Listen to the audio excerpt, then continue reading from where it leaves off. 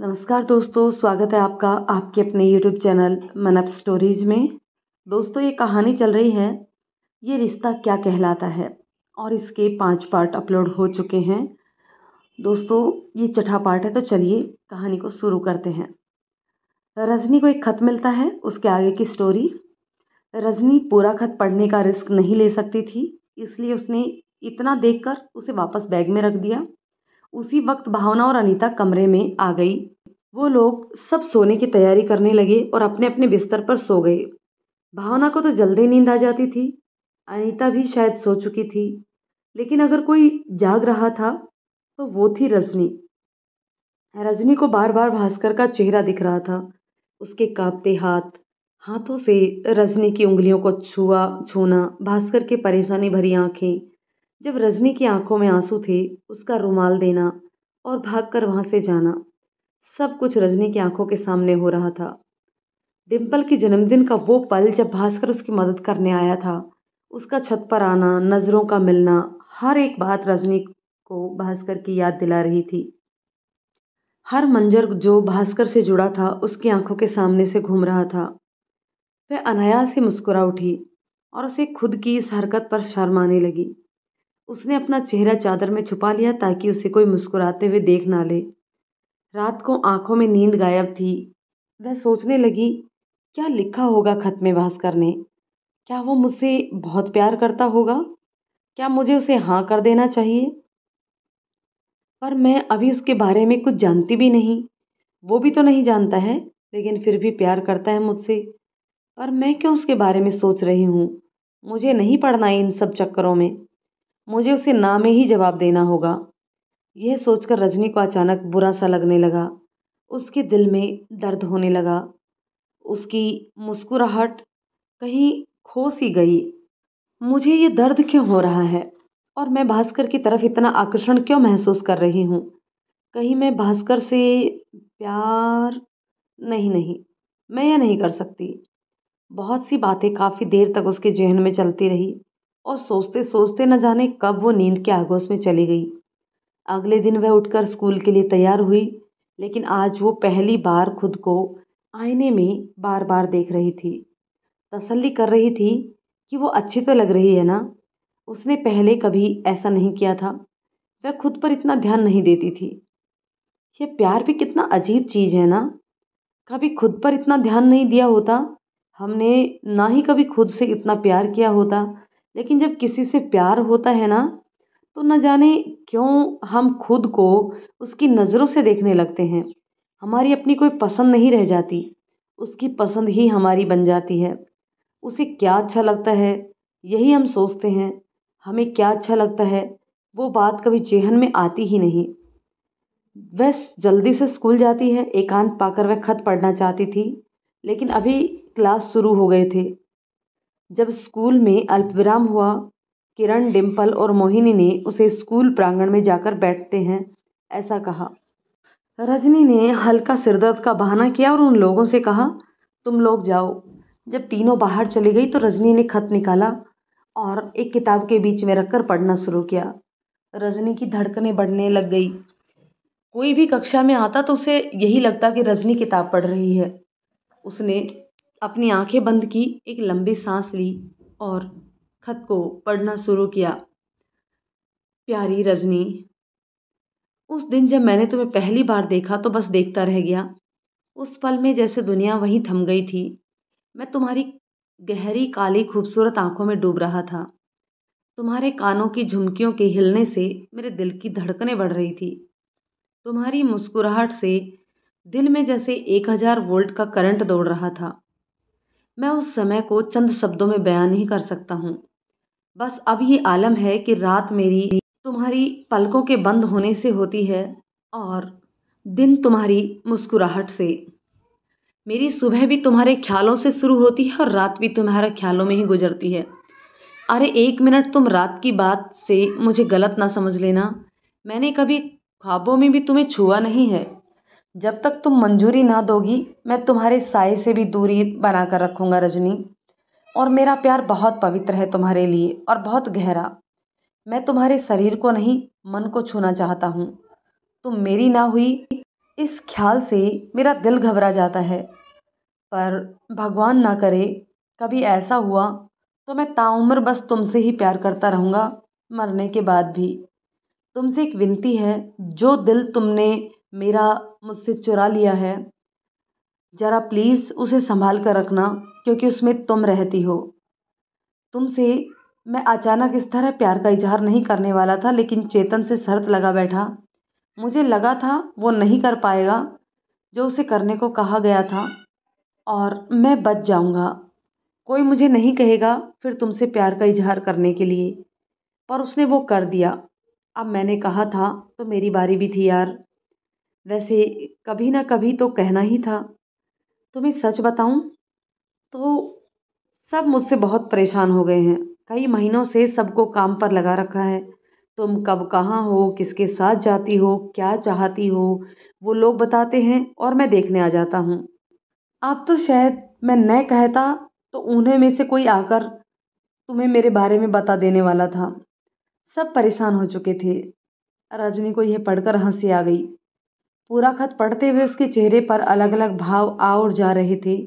वह काफ़ी खुश थी। वह सोचने लगी कि भास्कर ने चेतन को ऐसा क्या करने को कहा था, क्या शर्त लगी होगी। यह काफ़ी समय से मेरे लिए आता है और कभी मैंने देखा ही नहीं।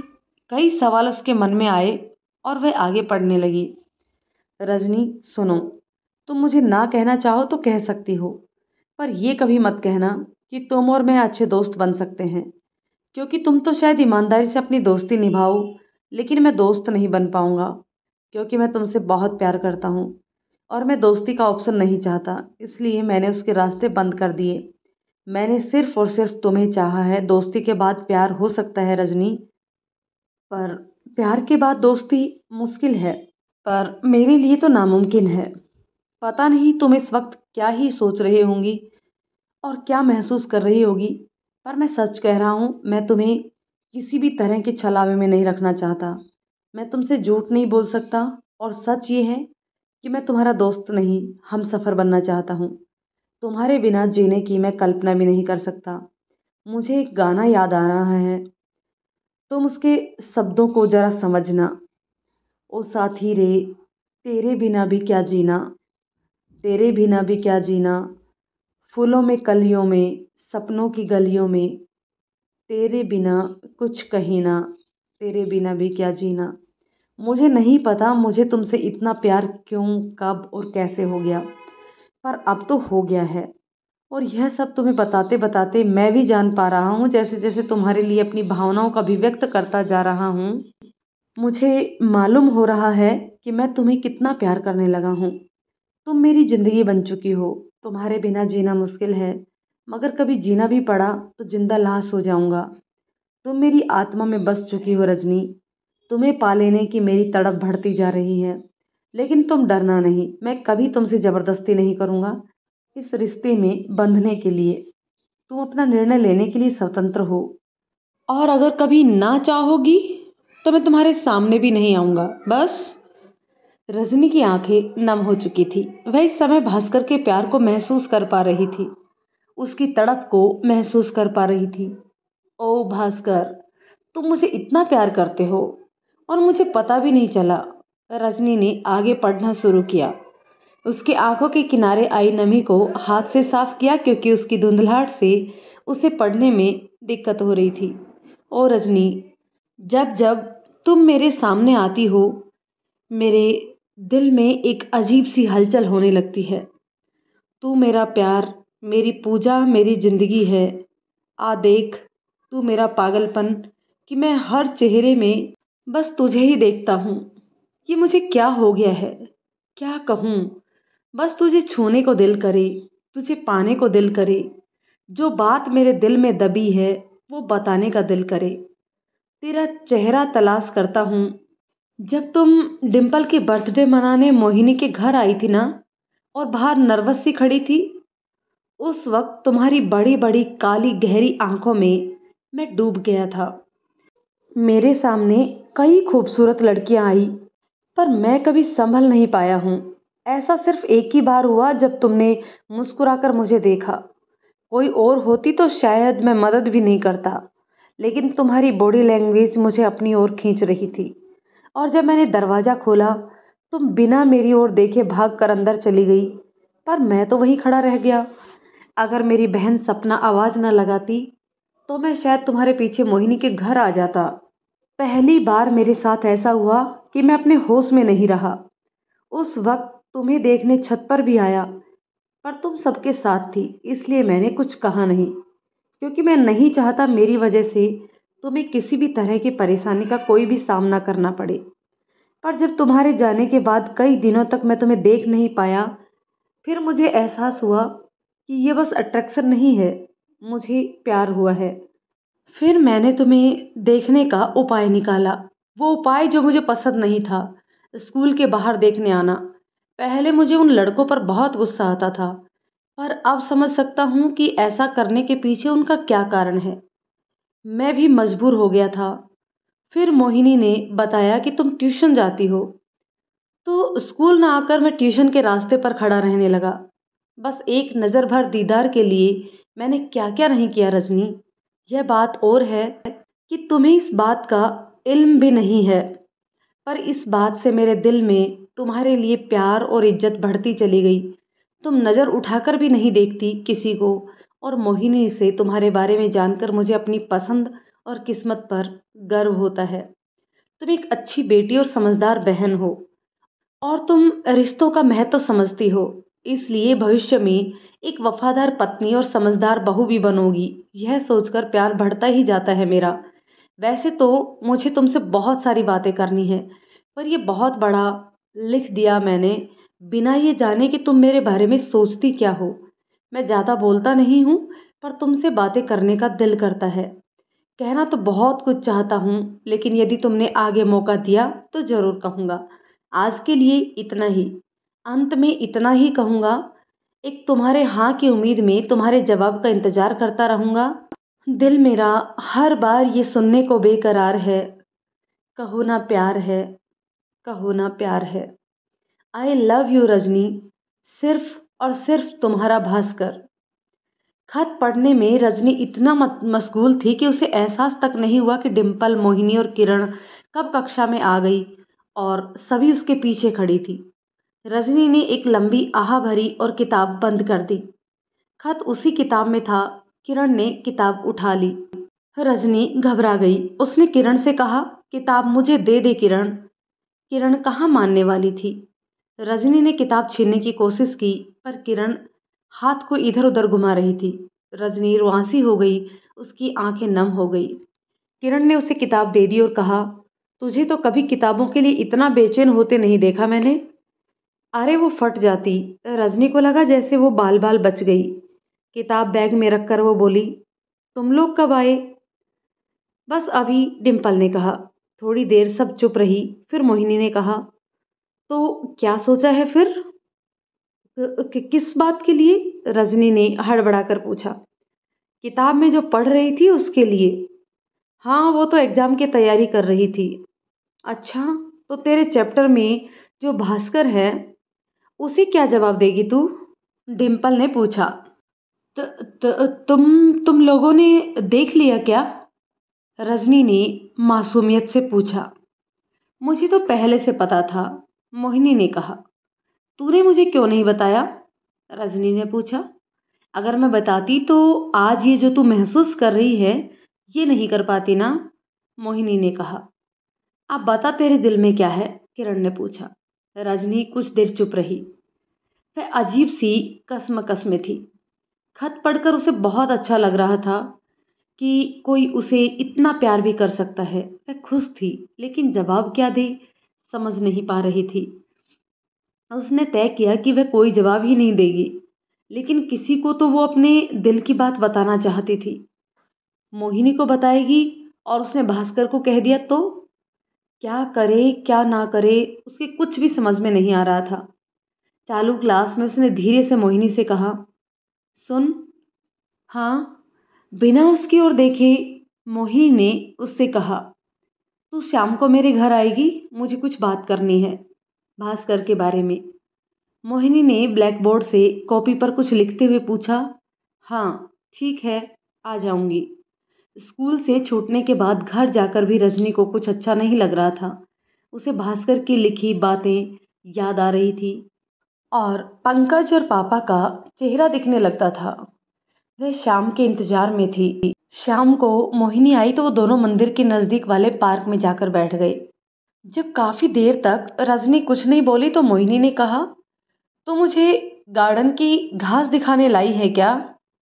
मोहिनी ने देखा रजनी की आंखों में आंसू आ गए थे। मोहिनी ने उसे धीरे से पूछा, क्या हुआ रजनी? समझ नहीं आ रहा मोहिनी, मैं उसे ना कैसे कहूँ कि उसे तकलीफ कम हो, और तू उसे ना क्यों कहना चाहती है? यार, मैं नहीं निभा सकती। तू जानती है ना भैया और मेरे घर का माहौल। मैं नहीं चाहती कि भैया भास्कर को कोई भी नुकसान पहुंचाए। पंकज भैया को पता कैसे चलेगा? सच छुपाए नहीं छुपता मोहिनी, कभी तो सामने आएगा ही ना। रजनी, तू प्यार करती है या नहीं? रजनी चुप रही। रजनी, यह एक खूबसूरत एहसास है, इसे बस महसूस कर। भविष्य की चिंता भगवान पर छोड़ दे और अभी वर्तमान को एंजॉय कर यार। मोहिनी ने उसका कंधा पकड़कर कहा, भविष्य के लिए तो अपना वर्तमान क्यों नीरस बना रही है? जानती हूँ मैं उसके प्यार को महसूस कर पा रही हूँ। क्या कहा तूने? मतलब तुझे भी भास्कर भैया से प्यार? मुझे नहीं पता यार, रजनी ने कहा। अच्छा ये सब छोड़कर सिर्फ ये बता कि तू भास्कर भैया के लिए क्या महसूस करती है। उसके बाद ही मैं तुझे कुछ बता पाऊंगी। मोहिनी ने उसकी ओर बैठकर पूछा। रजनी एक गहरी सोच में डूब गई। जमीन पर बिछी घास की ओर नजर गड़ाते हुए उसने कहा, यार ऐसा नहीं है कि भास्कर ने अपनी फीलिंग्स बताई और उसके बाद मैं उसे चाहने लगी हूँ। मुझे नहीं पता प्यार क्या है, लेकिन मैंने जैसे भास्कर को देखा उस तरह से मैंने कभी किसी को नहीं देखा। जैसा उसके लिए महसूस हो रहा है वैसा कभी किसी के लिए महसूस नहीं किया। वह मुझे देखता है, मुझे अच्छा लगता है, मेरा दिल चाहता है कि वह मुझे देखा करे। जब कोई और लड़का मुझे देखता है तो मुझे उसका खून करने का दिल करता है। लेकिन भास्कर, उसकी बात ही कुछ और है। डिम्पल के जन्मदिन पर पहली बार उसे देखा तो मैं उसकी आंखों में खो सी गई थी, पर फिर मैंने खुद को संभाला और दरवाज़ा खुलते ही बिना उससे नज़रें मिले मैं दौड़कर अंदर आ गई। वो इसलिए कि वो मेरे मन के भावों को समझ ना पाए। फिर कुछ दिन उसे नहीं देखा तो मैं उसके बारे में भूल गई थी, मतलब सोचती नहीं थी ज़्यादा। मुझे कुछ कमी सी लगती थी, लेकिन मैं कभी समझ नहीं पाई कि वो कमी भास्कर है। लेकिन आज जब उसने मुझे खत दिया और बताया कि वो मुझसे प्यार करता है तो मुझे उसे ना कहने में बहुत तकलीफ़ हो रही है। हाँ, शायद मुझे भी उससे प्यार हो गया है। मैं बहुत खुश हूँ, लेकिन भास्कर को मैं तकलीफ़ में नहीं डाल सकती। मैंने तय किया है कि मैं उसे अभी कोई जवाब नहीं दूंगी, लेकिन अगर वो जवाब मांगेगा तो मैं उसे ना कह दूंगी। लेकिन अगर प्यार करती है तो ना क्यों? मोहिनी ने परेशान होकर पूछा। क्योंकि वह राजपूत है और मैं ब्राह्मण, और क्योंकि मेरे घर में अंतर जातीय विवाह के लिए हाँ नहीं कहेंगे, और क्योंकि मैं निभा भी नहीं पाऊंगी, मैं पापा के खिलाफ नहीं जा पाऊंगी, और फिर ज़्यादा आगे बढ़ने के बाद एक दूसरे को छोड़ने में तकलीफ होगी। आसान नहीं होगा मोहिनी, ये मैंने बहुत सोचा। इस रिश्ते का कोई भविष्य नहीं है और तुझे मेरी मदद करनी होगी। भास्कर के दिल में ये बात डालनी होगी कि मैं उससे प्यार नहीं करती, और ये तू करेगी। मैं क्यों? मोहिनी ने हिचकिचाते हुए पूछा। तुझे मेरी कसम है मोहिनी, प्लीज़ मेरी मदद कर दे। ये कहकर रजनी ने उसके दोनों हाथों पर अपने हाथ रख दिए। ठीक है, मोहिनी ने मायूसी से कहा। रजनी रोने लगी। मोहिनी ने उसे चुप कराया। दोनों घर आ गए। मोहिनी अपने घर जाने से पहले एक बार फिर उसे बोली, एक बार फिर सोच ले रजनी, हो सकता है कि सब सही हो जाए। तू जितना सोच रही है उतना ना हो, और अपना ख्याल रखना। मोहिनी वहां से चली गई। रजनी उसकी बातों को सोचते हुए मन ही मन बोली, कुछ नहीं सही होने वाला, पापा कभी नहीं मानेंगे।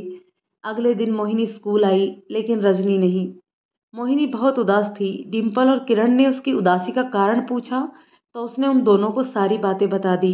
किरण ने कहा, यार रजनी क्यों इतना सोच रही है? इन दोनों को मिलाने के लिए हमें कुछ करना चाहिए यार। क्या हम लोग कुछ नहीं कर सकते? रजनी आज आई क्यों नहीं? डिम्पल ने पूछा। तीनों ने तय किया कि स्कूल के बाद वो लोग रजनी से मिलने जाएंगे। स्कूल छूटने के बाद तीनों उससे मिलने गए तो पाया कि रजनी बहुत बीमार है।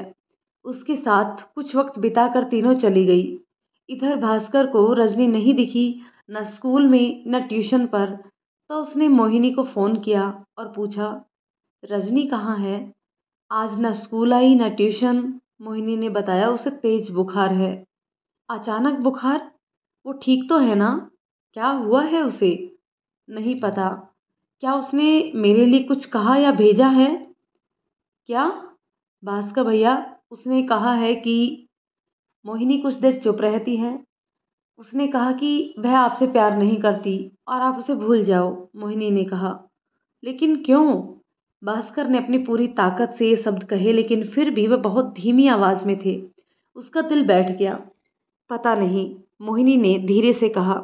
उसे बहुत बुरा लग रहा था ये कहते हुए और भास्कर की हालत देखकर। ये झूठ है, मेरा दिल नहीं मानता। रजनी को मुझसे प्यार नहीं है। अगर नहीं है तो फिर वो बीमार क्यों है?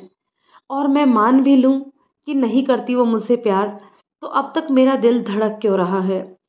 उससे कहना, अगर उसे ना कहना है ना तो खुद मुझसे ना कहे। अगर वो खुद ये बात मुझे कह देती है तो मैं कभी उसे अपनी शक्ल तक नहीं दिखाऊंगा। मैं उसके जवाब का इंतजार कर रहा हूँ, कह देना उसे। इतना कहकर भास्कर ने फोन काट दिया। वह बीमार है यह सुनकर उसका मन उदास हो गया। लेकिन जब 3-4 दिन तक रजनी स्कूल और ट्यूशन नहीं गई तो भास्कर से रहा नहीं गया। वह खुद को संभाल नहीं पा रहा था। उसने अपनी स्प्लेंडर की चाबी ली, स्टार्ट की और रजनी के घर के सामने आकर रुक गया। लेकिन जब वह वहां पहुंचा तब उसे एहसास हुआ कि वो ये क्या कर रहा था। उसकी वजह से रजनी को परेशानी हो सकती है। उसने अपने कदम काका साहब के घर की ओर बढ़ा दिए। भास्कर की काकी साहब श्रीमती सविता राठौड़ ने जब उसे देखा तो बहुत खुश होते हुए बोली, अरे भास्कर बेटा, तुम यहाँ कैसे? आज चाची की याद कैसे आ गई? भास्कर ने उनके पैर छूते हुए कहा, बस ऐसे ही मिलने चला आया। अच्छा किया। चाय पिएगा? हाँ ठीक है, मैं बना कर लाती हूँ, कहकर काकी सा रसोई घर में चली गई। आंसू, अरे ओ आंसू, जरा नीचे आकर देख, भास्कर आया है। आ रहा हूँ मम्मी, आंसू की आवाज़ आई। आंसू उर्फ आशीष भास्कर के काका सा का लड़का था। वह दौड़ता हुआ नीचे आया, भास्कर के पास बैठकर बातें करने लगा। भास्कर काफ़ी देर तक वहाँ बैठा, लेकिन रजनी उसे दिखाई नहीं दी। उसे और ज़्यादा देर बैठना ठीक नहीं लग रहा था, इसलिए वह उठा और काकीसा को जाने का कहकर और आशीष को बाय कहकर चला गया। काकीसा को भास्कर का अचानक आना अजीब तो लगा, लेकिन वो बहुत खुश हुई। इस तरह अब भास्कर का लगभग रोज़ ही आना जाना शुरू हो गया। भास्कर ने अपनी एक जगह बना ली। वो दरवाजे के पास इस तरह कुर्सी लगाकर बैठता था जिससे कि उसे रजनी का घर दिखे। रोज वह उसी जगह कुर्सी लगाकर बैठ जाता था। आशीष को थोड़ा शक तो हुआ, पर वह समझ नहीं पा रहा था। 4 दिन बाद रजनी आंगन में आकर कपड़े सुखाने लगी। उसने सामने बैठे भास्कर को देखा। उसकी धड़कनें तेज हो गई, सामान्य से कई गुना तेज। भास्कर को देखकर उसे एक सुकून महसूस हुआ और बिल्कुल ऐसी ही हालत भास्कर की भी थी। इतने दिनों बाद रजनी को देखकर उसकी धड़कनें असामान्य हो रही थी। दोस्तों, कहानी के इस पार्ट को यहीं ख़त्म करते हैं। मिलते हैं कहानी के नेक्स्ट पार्ट में। तब तक ये कहानी आपको कैसी लग रही है कमेंट करके ज़रूर बताइएगा। यदि ये पसंद आती है तो इसे लाइक शेयर कर दीजिए। चैनल पर नए हैं तो प्लीज़ चैनल को सब्सक्राइब जरूर कर लीजिए। मिलते हैं नेक्स्ट पार्ट में, तब तक के लिए